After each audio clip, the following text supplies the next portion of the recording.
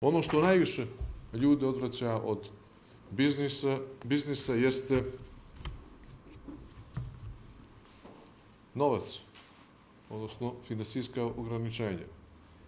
I tačno je da nekad u Crnoj Gori su bili problem finansijske prirode i da je bilo značajno više zahtjeva nego što je bilo finansijskih sredstava. Sada više to nije problem.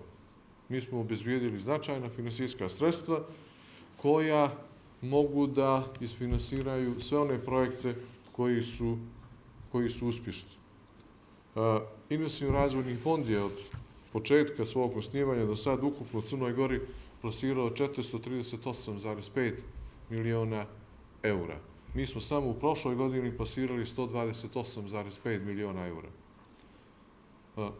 Što to znači? Ako tu cifru samu za sebe ne uporedimo s nekim pokazateljima iz prošlosti, samo da vam kažem da je do prije par godina investicioni razvojni fond godišnje plasirao 10, 12, 15 miliona. Znači sada plasiramo 10 puta više nego što je to bilo prije par godina.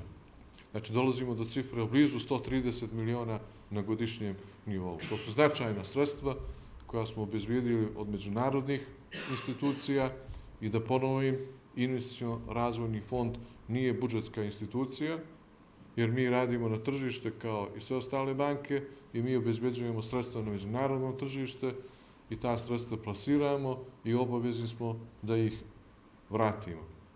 I za sada zaista to radimo uspješno. U poljoprivredi smo ukupno plasirali 139,4 miliona eura, samo u 2016. godini smo plasirali nešto preko 27 miliona eura.